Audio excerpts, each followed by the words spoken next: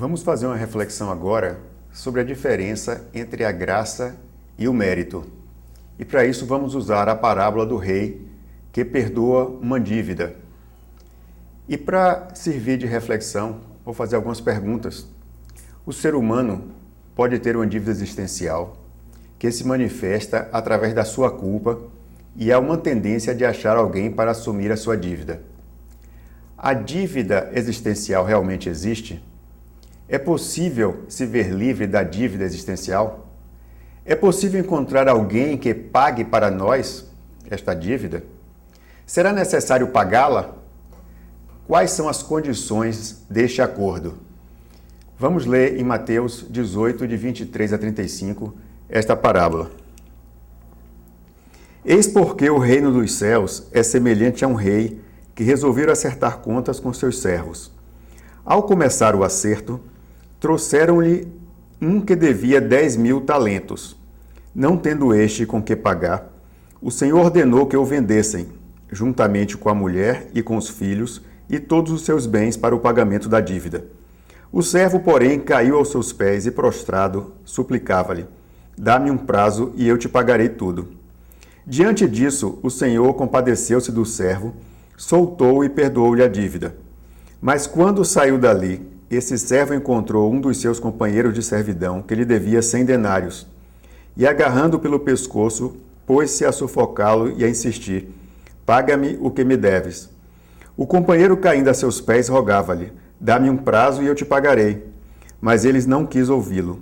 Antes retirou-se e mandou lançá-lo na prisão até que pagasse o que devia.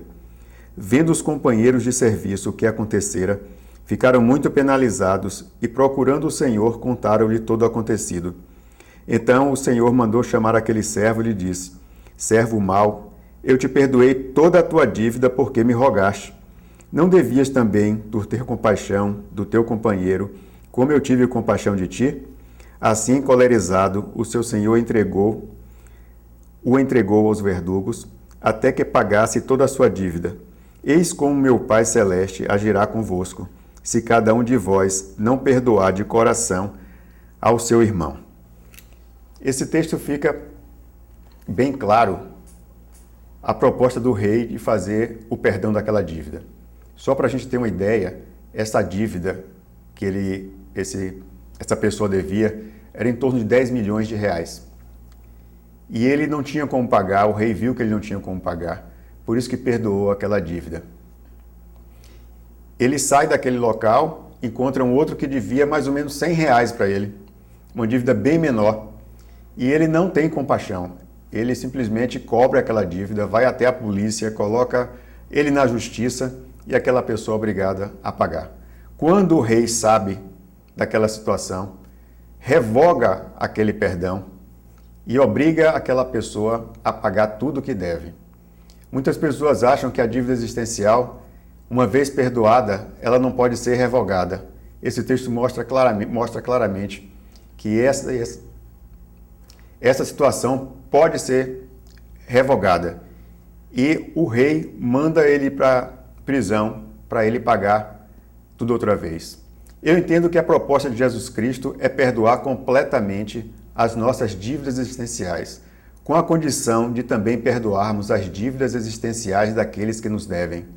Caso contrário, teremos que pagá-la integralmente. Por isso que na oração do Pai Nosso a gente diz: perdoa as nossas ofensas do mesmo modo como nós perdoamos quem nos ofendeu. Isso significa, se nós não perdoarmos o nosso próximo, Deus também não vai nos perdoar.